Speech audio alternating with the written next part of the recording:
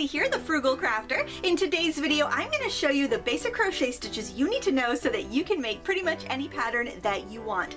A few years ago, I did a video like this for knitting, and I will link that in the video description so you can check that out if you prefer to knit. And I think it's kind of fun to know how to do both. Like this cape that I am wearing today, for example, I knit the body of the cape and then I used crochet to do the trim. It was so much easier than trying to knit on this fancy fluffy yarn, and it was a lot quicker too. So knowing how to do both can really make your projects a little more speedy and can also kind of give you a little more versatility.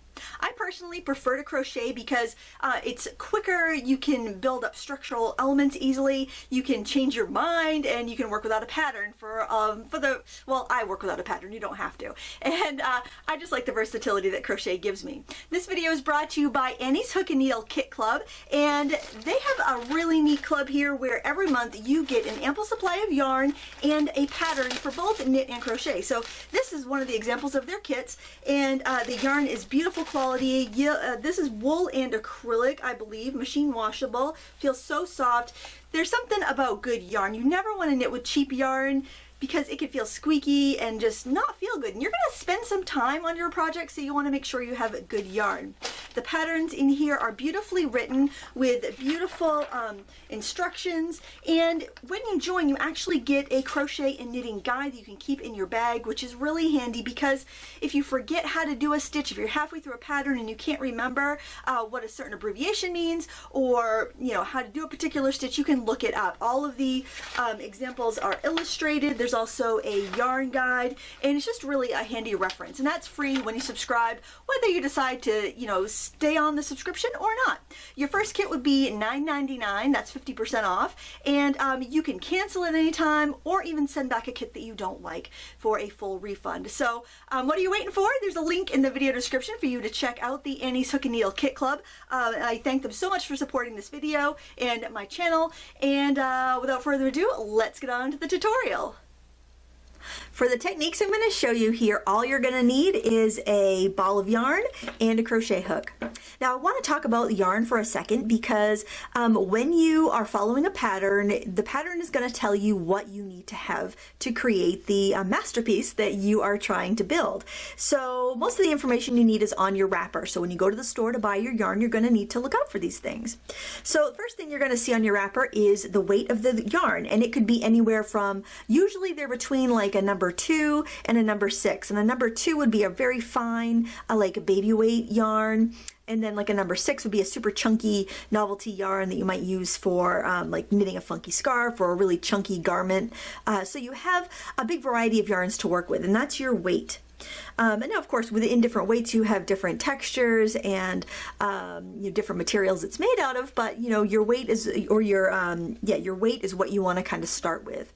And then the wrapper is going to tell you how much is in the ball. So this is 143 yards and is 3.5 ounces. So when you're reading your pattern, it might say that you need 7 ounces of worsted weight or number 4 yarn. So you just want to make sure you have enough to complete your project. The wrapper will also tell you what your yarn is made out of. This is wool and acrylic, and it will also give you care instructions so that you can clean your garment after you're done crocheting it.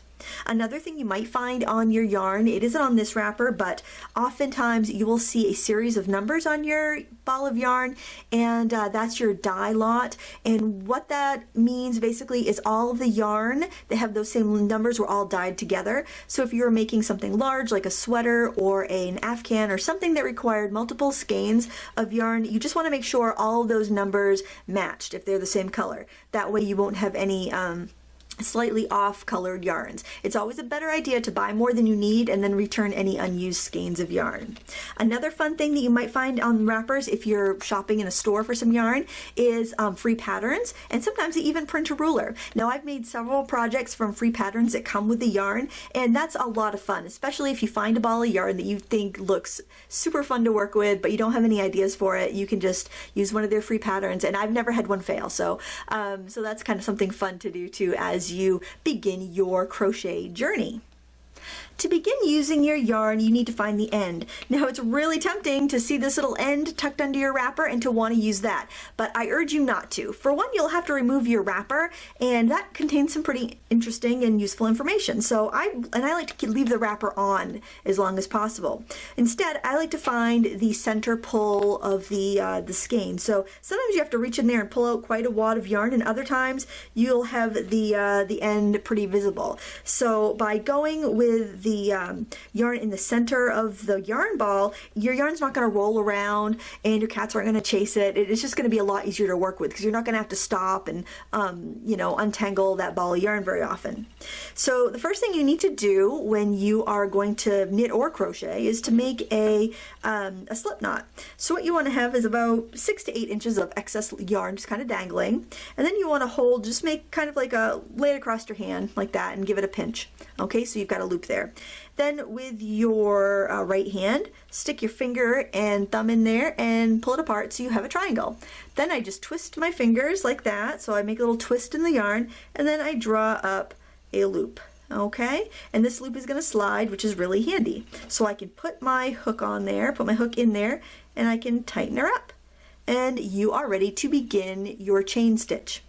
So chaining is how you begin pretty much any crochet masterpiece. You're going to make the amount of stitches your pattern calls for. So if your pattern says chain 10, you're going to chain 10 stitches.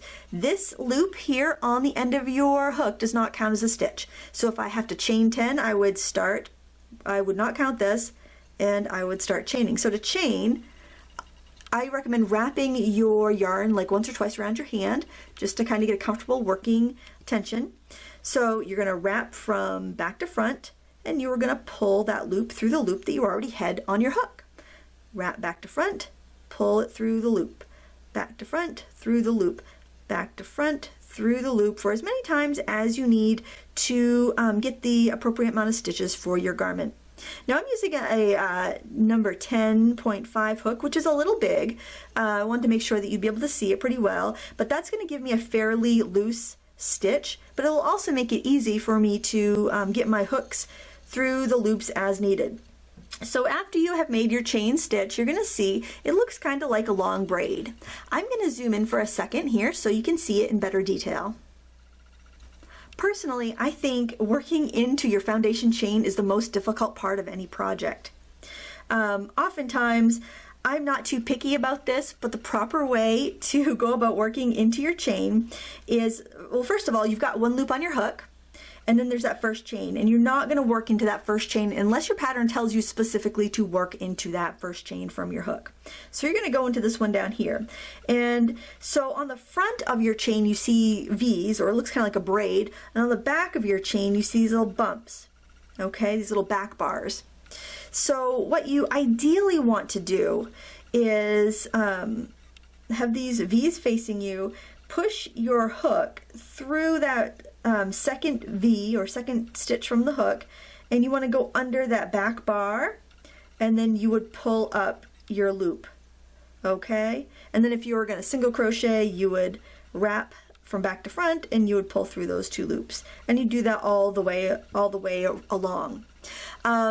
So that's how you would start your project. You could start with whatever stitch I tell you. It doesn't have to be a single crochet, but to demonstrate the stitches that I'm going to show you in this video, I'm actually going to work on a piece of fabric that's already established, so it's a little easier for you to see what I'm doing. We are going to do a single crochet, and this is what single crochet fabric looks like.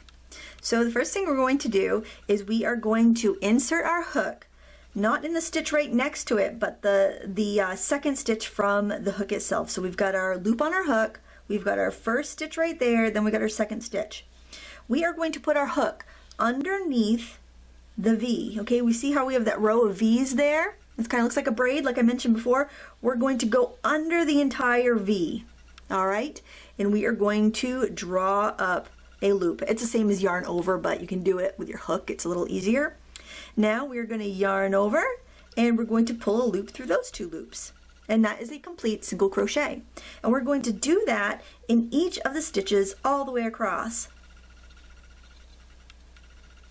So we put our hook in under both legs of the V, we pull up a loop, we wrap it around, and we pull it through those 2 loops.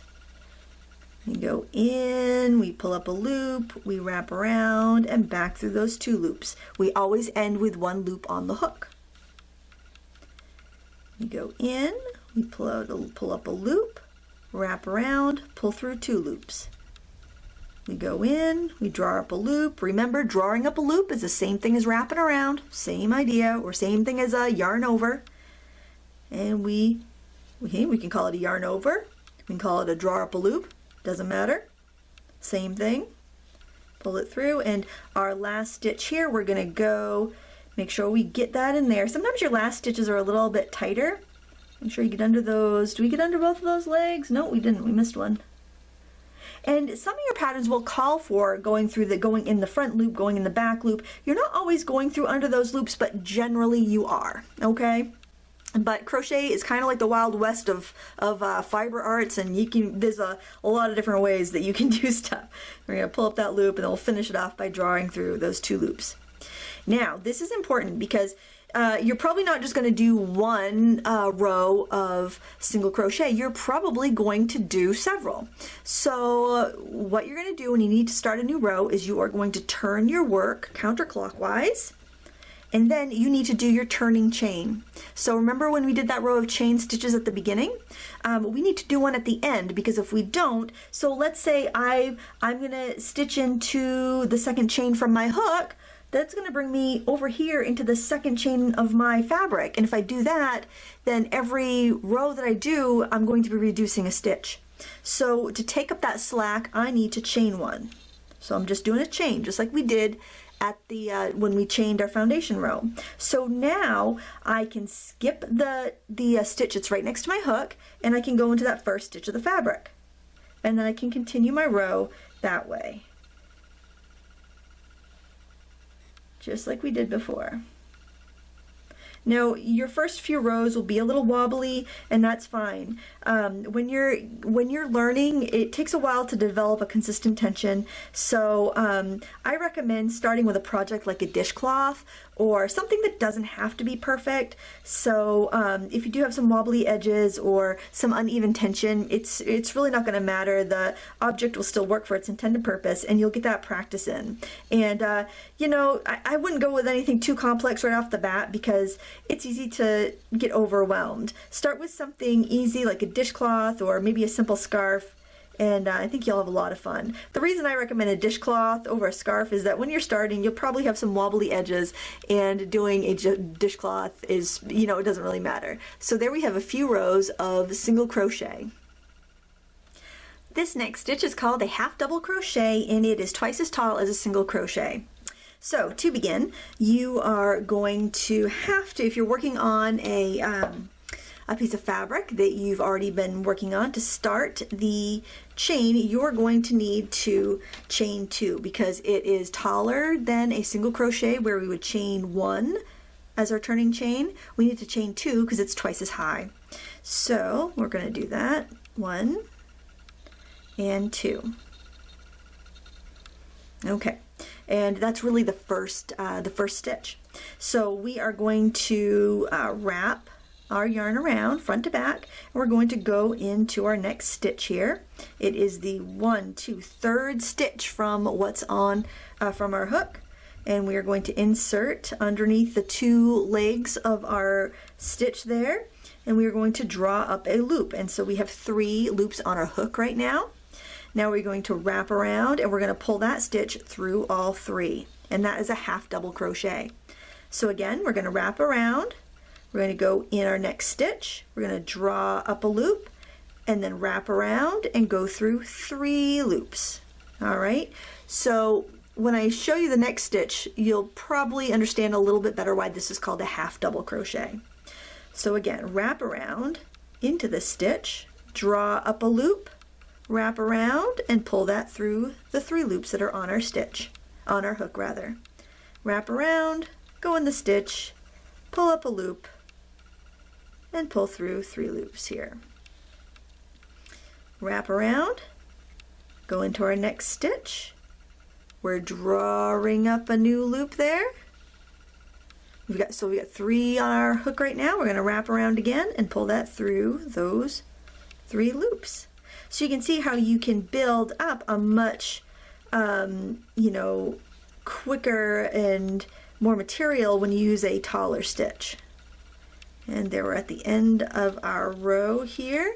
You can see what that fabric looks like. So if we were going to do another row of this, we would turn our work counterclockwise and we would chain 3 to start our next row. Now we're going to learn double crochet, and these 3 rows here are double crochet. They've got nice tall stitches. They work up really fast. Here you can see our half double crochet, which have those circular holes in it, which are kind of pretty, I think.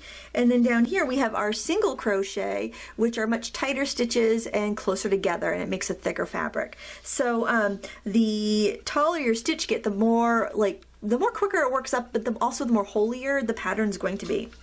So we're going to start off by bringing our stitch height up, because remember, if we are making a taller stitch, we have to chain. So we're going to chain 3 in this instance. So we chained 2 with our half double, we chained 1 with our single. For a double crochet we need to chain 3 because it's a taller stitch. 2 and 3. Okay, so we are going to work in the 4th stitch from our hook. So we're going to wrap around. We are going to insert our hook here, the 4th, so 1, 2, 3, 4 chains from our hook. And we are going to draw up a loop, and we've got 3 chains or 3 loops on our hook, same as a half double crochet. Here's where it gets a little different. We are going to wrap around and pull through 2 stitches. Okay, and we're going to wrap around again and pull through the remaining 2, and that's going to give us a taller stitch. So again, we're going to wrap around. We're going to go into our stitch, remember, under both legs of the V there. We're going to pull up a new stitch. We're going to wrap around and draw through the first 2 stitches on our hook. So we have 2 remaining. We're going to wrap around and draw through those remaining 2 stitches. Again, wrap around, go into the stitch, pull up a fresh new loop, wrap around, go through the first 2 loops, wrap around, go through the last 2 loops. We're going to keep on keeping on till we get to the end of our row. So the big difference between this and the half double is it's twice as tall, and well, not twice as tall, but it's a little bit taller. If we were doing a half double, we go through all 3 loops, but since we're doing a double, we go through 2 and 2. So when you think double crochet, think you're always going through 2 loops on the hook. That's the way I remember it. But again, refer to your stitch guide, and you can, just instantly refresh your memory when you're working on a project. That's what I like about having something printed in your bag, because that way you have that to refer to time and time again. And there you can see what this fabric looks like. We got nice tall stitches. They give you that really quintessential crochet look. It's probably one of the more popular stitches, especially if you end up doing blankets and things like that. Now we're going to learn the treble crochet stitch. So we've got 1, 2, 3 rows of treble crochet. You can see how tall they are and how quickly something might work up if you chose to use this stitch. Now these stitches get a little bit more lacy the taller they are, so this would make something that had less structure than, say, a double crochet or a half double crochet or a single crochet. So the taller the stitch, the more lacier the fabric and the less amount of structure it's going to have. So we've got our fabric here. We are going to need to chain a couple stitches to make it high enough. So we actually have to chain 4 stitches to make it the height of our treble crochet. So 1, 2, 3, 4. And that's our first treble crochet stitch right there. That's what it looks like. So what we're going to do is we're going to wrap the yarn around our hook twice. 1, 2. And then we're going to insert our hook into the first stitch. All right, and we're going to draw up 1 loop. So we've got 4 loops on our hook now. We are going to yarn over here. We're going to pull through 2 stitches. We've got 3 stitches on our hook. We're going to yarn over, and we're going to go through 2 more stitches. So now we have 2 stitches on our hook. We're going to yarn over and go through those remaining 2 stitches. So I think of treble crochet as doing the going through 2 stitches 3 times on my hook. That's how it makes sense to me. I'm sure you could remember it however it makes sense to you. So again, yarn over twice into the next stitch and draw up a loop. Yarn over and pull through the first 2 loops. Yarn over, pull through the next 2 loops. Yarn over, pull through the final 2 loops. So it's like one more step than double crochet. So again, yarn over twice. That's where you got to remember. As long as you yarn over twice, I don't think you can go wrong because of the number of loops you'll have on your hook. It'll tell you what to do. So you yarn over twice, go into your next stitch and draw up a loop. We got 4 stitches on our hook. Yarn over and pull through 2 stitches. Yarn over, pull through 2 stitches. Yarn over, pull through 2 stitches. Wrap around twice. Go into your next stitch and draw up a loop. We have 4 stitches. Wrap around and pull through 2. Wrap around, pull through 2. Wrap around, pull through your final 2. And again, wrap around twice. Go into your next stitch and pull up a loop. Wrap around, go through 2. Wrap around, go through 2. Wrap around and go through your remaining 2. And we've got one more stitch to do in this row, so we're going to wrap around twice. We're going to go into our last stitch there. The last stitch always wants to kind of bend around. It's a little tricky, but get that in there. Pull up your stitch. So we got 4 stitches. So we know that when we've pulled up that stitch, we should have 4 on our hook. If you don't have 4, then you probably didn't wrap around enough when you began. We're going to wrap around and pull through 2. Wrap around and pull through 2. Wrap around and pull through 2. And there we've got another row of our treble crochet. And there you go. Look at that. Nice and tall. Really fun for kind of novelty projects or Afghans. By the way, I just mentioned Afghans, but don't confuse that with an Afghan stitch. I have a full video on Tunisian crochet, also called the Afghan stitch if you want. It's very different. Well, it's quite a bit different because all your stitches stay on your hook while you're working them, and then you crochet them all off. It's a totally different, you know, can of worms, but there's a video for that on my channel if you're interested. I'm not going to go into the Afghan stitch on this video.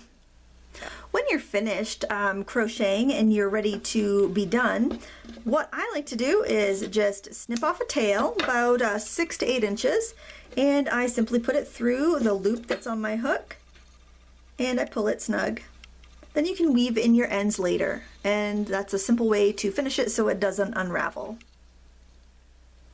The next thing I want to show you is a finishing technique that I use a lot. So like in this garment that I was wearing at the beginning of the video, the knitted capelet, I crocheted on the trim here, and since it's such a, it has pom-pom and fun fur, it's such a fluffy fluffy trim. You can't really see the stitches, but I used like a half double crochet and just picked up stitches and crocheted all the way around. You can do that with a simple slip stitch, which I'm going to show you right now, which is kind of like a chain stitch, but it's a great way to add a really fluffy trim onto the edge of a garment or to even up some bumpy edges. So if you look here, it looks nice and smooth. If you look over here, it's a little bumpy. So doing a slip stitch to finish up can really make your wobbly lines go away, especially if it's your first scarf and maybe you've got some wigglies happening on the edge of your scarf. So all you have to do here, it's pretty much like making a chain, and I'm using a contrasting color so you can see it. You just want to go into the closest hole to the edge and pull a loop through the hole and through the stitch. So you're just doing a chain, but you're adding it in to a previous stitch. Okay, so you're pulling a loop through the hole and through the loop. So it's essentially just a chain stitch. This can also be used for seaming 2 pieces of fabric together. You can go through 2 holes, like a hole on each piece, and connect them that way. And then you just end up with a nice braid along the edge, and it just looks nice and finished, and it helps you if you have any wiggly lines on the edges of your garment. So hopefully you find that helpful and can use it in a future project. I want to finish up by showing you a technique called the magic ring, which is great if you want to work in rounds or do fun things like flowers, and it kind of helps tie different techniques together so you can make the stuff that you want to make. So for the magic ring technique, it's pretty easy. You just wrap the yarn around your finger like that, okay, so it crosses, and then you're going to insert your hook through the ring and you're going to pull up a loop. Okay, and then I'm just going to pull a loop through it, kind of like a chain. So now you can do whatever stitch you want into the center, and I'm just going to do a half double, and you can do that as many times as you want for however many chains on the ring you want. It is a little awkward, but I like this method for starting a round because I find that I can pull it tight so I don't have a hole, and especially if you're doing like a hat or something, it works out really well. Once you get a few stitches in there, you can kind of hold it with your fingers. So you can do any stitch, like I mentioned, any stitch you want here. I just happen to be doing half double crochet. And once you get it started, you can kind of pull the string so that you've got just a smaller loop to work into, and it's a little easier because you have something to hang on to. And this is a start of hats, flowers, baskets, anything that you want to do in a round.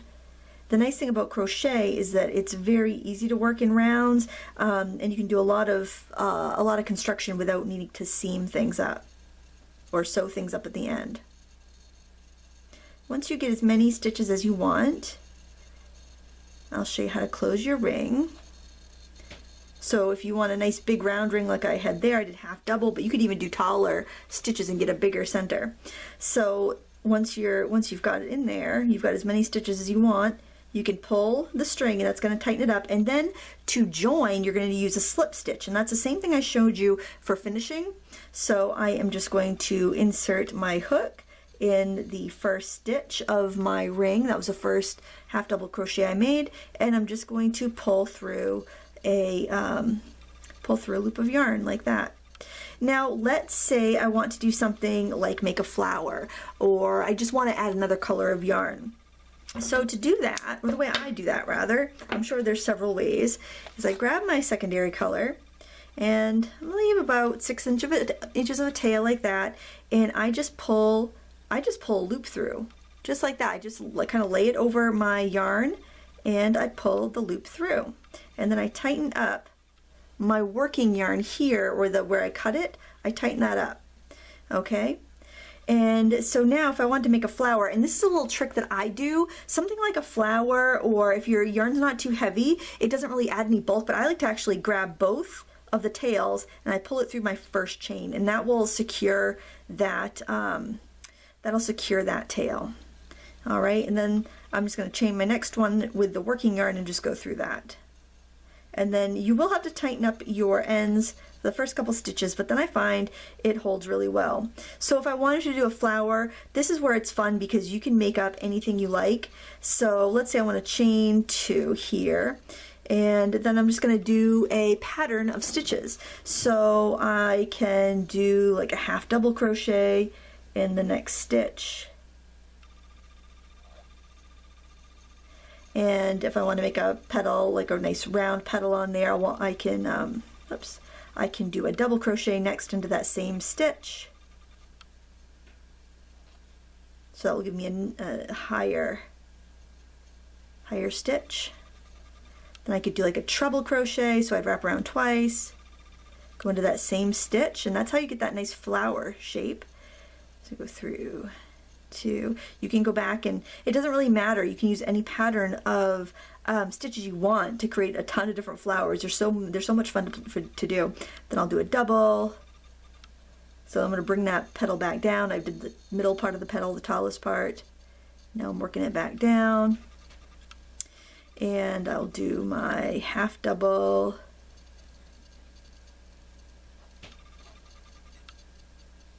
And pull it through there, and then what I would do, because we got a nice rounded petal there, I would go into my next stitch and I would slip stitch it. So I would just not wrap, I'd go through my next stitch, draw up the loop, but pull that loop right through that loop that I just had. And so if you repeated that like 5 times around your center circle, you'd end up with a little flower. And you can play with your crochet stitches and make tons of little flowers like this. They're so fun, especially if you do them with a tiny hook and embroidery floss to make card embellishments and whatnot. And I do have a full tutorial on how to crochet a flower from a few years ago on my channel if you want to check that out. But I thought that would be a fun way to get in the changing color and the starting to work in rounds lesson. And one other thing I do want to show you, because there is another way to start rounds that you might prefer, and the other way to do this would be to start with a chain. Whoops, we need a little longer tail than that. Would be to start like with a chain like we did at the beginning of the video, and then to chain, say, 6. And this way I'll show you both methods and you can figure out which is best for your situation. So let's say we chain 6 or so. And then when you get to the end of your chain, you're going to connect it to the beginning of your chain with a slip stitch.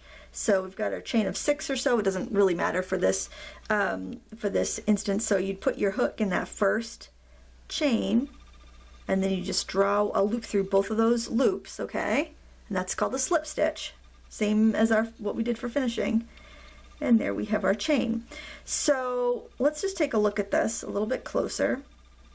The reason I don't like this as much as the magic loop method is because I get a teeny tiny little hole when I do the magic loop because I can pull it tight.